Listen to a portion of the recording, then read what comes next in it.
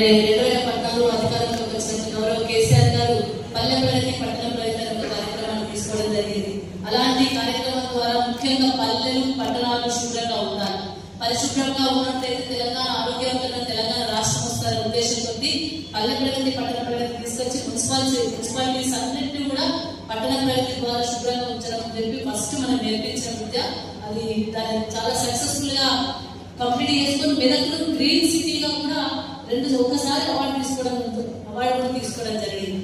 మరి 2014లో municipal chairman గా మల్లికార్జున గౌడ్ గారి సందర్భంలో మంచి నీళ్ళు కూడా అప్పుడు అంతకంటే బిఫోర్ 2014 కంటే ముందు మెదక్లో మంచి నీళ్ళు రావాలంటే 5 రోజులకు ఒకసారి అక్కడ గణపురం అడగల దగ్గర నీళ్ళు వదిలిపెడితే ఇసుక బస్తాలు వేసి నీళ్ళు అక్కడికి నీళ్లు తీసుకున్న సందర్భాన్ని మల్లికార్జున గౌడ్ గారు ఎప్పుడు మనం గుర్తు చేస్తూ ఉంటారు.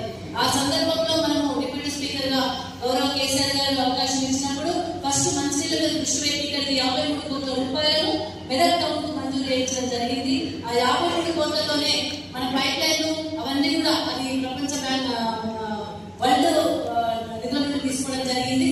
అట్లాంటి 4 నియోజకవర్గాలు చేయించడం దాని మెదక్ ఒకటి గౌరవ కేసీఆర్ గారు మనకు మంజూరు చేయడం జరిగింది. ఆ 53 కోట్లకు బదులు మళ్ళీ ఆ 53 కోట్లతో పాటుగా మళ్ళీ కూడా మిషన్ భగీరథ కింద కూడా మనకు సార్ మంజూరు చేయడం జరిగింది. అప్పుడు మెదక్ ఇంటికి నల్లబెట్టి మంచిగా అందించుకోగలిగినాం. అది మొదటి సక్సెస్. మనం మెదక్ ప్రాంతంలో నీళ్లు లేకుండా ఇబ్బంది పడ్డ సందర్భాల్లో మంచినీళ్ళు అందించిన ఘనత మరి మన టీఆర్ఎస్ పార్టీ గౌరవ కేసీఆర్ గారి. తదనంతరం హరితహారం చేసుకున్నాం.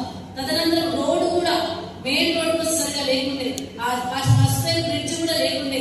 బ్రిడ్జ్ కూలిపోయే పరిస్థితి వచ్చిన సందర్భంలో 30 కోట్లతో బ్రిడ్జ్ చేసుకున్నాం. ఇక్కడ కూడా బ్రిడ్జ్ లేకుండా మరి కింద వెహికల్స్ కూడా బంద్ అయ్యే పరిస్థితి వచ్చినప్పుడు ఆ బ్రిడ్జ్ కూడా చేసుకున్నాం. 43 కోట్లతో రోడ్డు వేసుకున్నాం, డివైడ్ చేసుకున్నాం. అదేవిధంగా కలెక్టరేట్ జిల్లా మెయిన్ ఏంటంటే 2014లో ఉన్న గౌరవ కేసీఆర్ గారి ఎలక్షన్ ముందు ఇచ్చిన మాట ప్రకారం జిల్లా కేంద్రంగా కూడా ఇది పెద్ద విజయం. మెదక్ జిల్లా కాకపోతే ఈ రోజు మెదక్ జిల్లా కార్యాలయం ఉన్నది, కలెక్టరేట్ ఉన్నది, ఎస్పీ ఆఫీస్ ఉన్నది, కలెక్టర్ ఉండదు, ఎస్పీ ఉండదు, ఇదంతా వ్యవస్థనే ఉండదు కదా. మరి అలాంటి జిల్లా వేసుకోవడం వల్ల మేము గుర్తింపు తెచ్చుకోగలిగినాం. జిల్లా వేసుకున్న తదనంతరము మెయిన్ రోడ్ వేసుకొని డివైడర్ వేసుకొని కలెక్టరేట్ కరోనా వచ్చినా ఎంత ఇబ్బందికరమైన పరిస్థితులు వచ్చినా కానీ గౌరవ కేసీఆర్ గారు మెదక్ ఎంతో శ్రద్ధ పెట్టి మనకి ఎస్పీ ఆఫీసు, కలెక్టరేట్, గ్రంథాలయము, అదేవిధంగా మనకు చెక్ డ్యామ్స్, అసలు గణపురం ఆనకట్ట నుండి మనకు చెక్ నీళ్లు తీసుకోవాలంటే ఎంఎన్ కెనాల్, ఎఫ్ఎన్ కెనాల్ దానికి లైనింగ్ లేక ఇబ్బంది పడ్డ సందర్భాల్లో మనం లైనింగ్ వేయించి 100 కోట్లతో లైనింగ్ వేయించిన ఘనత కూడా గౌరవ కేసీఆర్ గారు. చెక్ డ్యామ్స్ సరిపోవడంగా నీళ్ళకు ఒక్కలేదు, నీళ్లు కూడా పుష్కలంగా ఉన్నాయి. ఇన్ని రకాల కార్యక్రమాలు చేసుకుంటూ పోయినాం మనం మెదక్ను.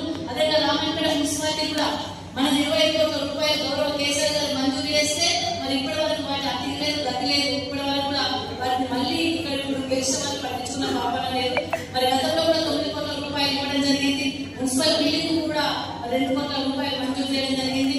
అక్కడ 2 సంవత్సరాల కరోనా, 1 సంవత్సరం మొత్తం డివిజన్ కోసం కూడా పోరాటం చేస్తూ ఎప్పుడు కూడా అక్కడ కొంచెం డివిజన్ కావాలనే కోరిక ఉంటే దాంతోనే మన కేసీఆర్ గారు రిక్వెస్ట్ చేసుకుని ఒక నియోజకవర్గంలో 2 డివిజన్లు ఇవ్వడానికి వీలు లేదని చెప్పి సార్ అన్నప్పుడు కూడా మళ్ళీ రిక్వెస్ట్ చేసుకుంటే కేసీఆర్ సార్ మళ్ళీ డివిజన్ కూడా మంజూరు చేయడం జరిగింది. అసలు డిగ్రీ కాలేజ్ అనేది ఒక పెద్ద ఇష్యూ ఉండే.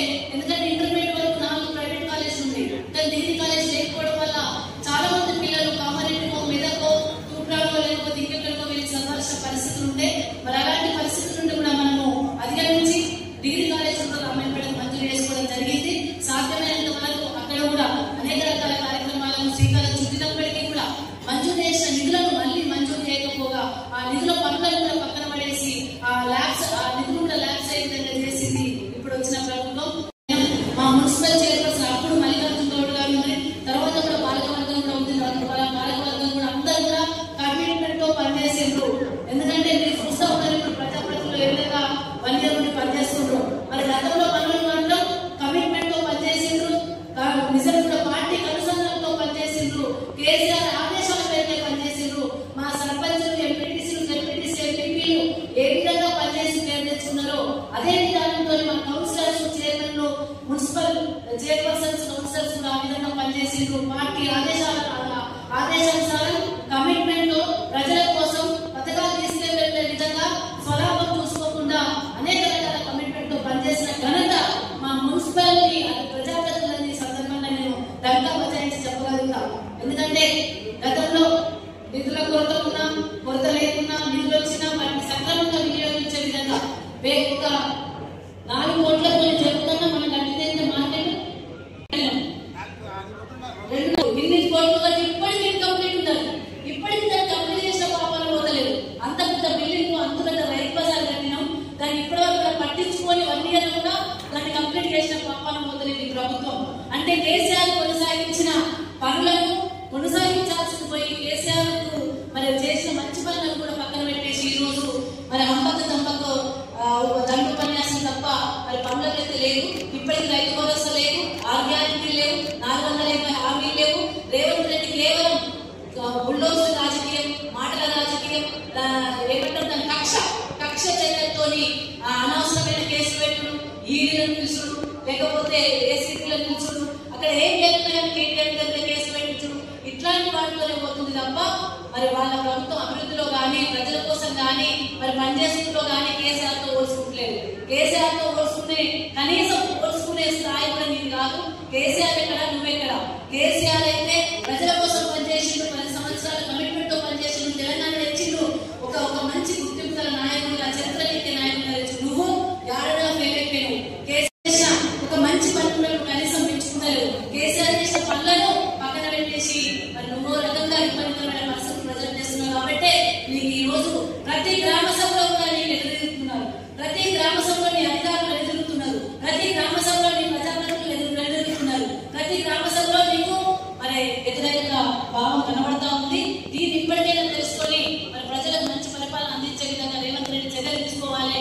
లేకపోతే రేపు తొందరలోనే నీకు వ్యతిరేకత భావం ఇంకా పెరిగే అవకాశం ఉంది.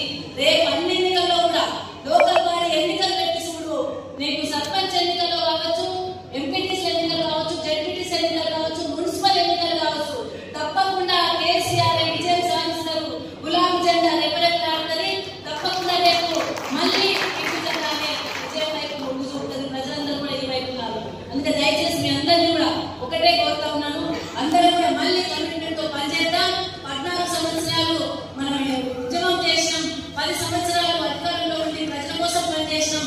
ఇప్పుడు కూడా ప్రజలే అధిష్టానంగా భావించి గౌరవ కేసీఆర్ ఆదేశాల మేరకు కమిట్మెంట్ తో పనిచేసే అన్ని రకరకాల ఇష్యూస్ వస్తే మనకు రేపు మనం గవర్నమెంట్ ఉన్న ఇబ్బందులు పెడతారు, ఎవరు భయపడాల్సిన అవసరం లేదు. అన్నింటినీ మేము ఉంటాం, తప్పకుండా చూసుకుంటాం. రేపు మీ ఎన్నికల్లో కూడా అన్ని రకాల సహాయ సహకారాలు అందిస్తూ అర్థబలం, అంగబలం, ధైర్యం, ఎవ్రీథింగ్ ప్రతి ఒక్కరికి కూడా మీకు సపోర్ట్ గా ఉంటూ మిమ్మల్ని గెలిపించుకొని మళ్ళీ గులాబీ జెండా ఈ ఎంపీటీసీలో కావచ్చు, సర్పంచ్ లో కావచ్చు, మున్సిపల్ లో కావచ్చు, గులాబీ జెండా తప్పకుండా మీ వెంట మేము ఉంటాం. మీ అందరి బాధ్యతలు మేము తీసుకుంటామని సందర్భంగా తెలియజేస్తూ మరి మీరు ఈ రోజు పదవి పొజిషన్ పోతే తప్ప మీ బాధ్యత వదలేదు. రేపు మళ్ళీ మీ వార్డులలో మీరే కౌన్సిలర్లాగా రేపు మీ వార్డులలో అన్ని వార్డులలో 32 వార్డులలో కూడా, రామాయణపేటలో కూడా అన్ని వార్డులలో కూడా, నర్సాపూర్లో కూడా మీరే హీరోలు, మీరే బాధ్యత తీసుకోవడానికి. అలాగే అయిపోయింది, పదవి అయిపోయింది కదా, ఇక సరే ఎప్పుడెప్పుడు ఎన్నికలు అనుకోవద్దు. రేపు కూడా మీరే మీ బాధ్యతతో ప్రజలకు దగ్గరగా ఉండి ప్రజలకు సేవ చేస్తూ మరి అన్ని కార్యక్రమాల్లో కూడా పాల్పంచుకుంటూ ముందుకు వెళ్లాల్సిందిగా, పార్టీ పరంగా మీరు ముందుకు వెళ్లాల్సిందిగా మిమ్మల్ని అందరినీ కోరుకుంటూ మరి ఇంత మంచిగా మున్సిపాలిటీలో రామాయణపేట కానీ, మెదక్ కానీ, నర్సాపూర్ కానీ ఎక్కడ కూడా ఎటువంటి ఇబ్బందికరమైన పరిస్థితులు లేకుండా కేసీఆర్ పేరు నిలబెట్టే విధంగా, నా పేరు నిలబెట్టే విధంగా, సొంతత్వ పేరు నిలబెట్టే విధంగా మీరు పనిచేసినందుకు మీ అందరికి ఆడబిడ్డలేక చేతులెత్తి నమస్కరిస్తూ మీ అందరికి ఆశీర్వదిస్తూ భవిష్యత్తులో కూడా రేపు మంచి పొజిషన్ లో మీరు అందరూ ఉండాలని కూడా ఉండడానికి నా శాశ్వతంగా కృషి చేస్తానని కూడా ఈ సందర్భంగా మీకు అందరికీ తెలియజేస్తూ జై తెలంగాణ, జై కేసీఆర్.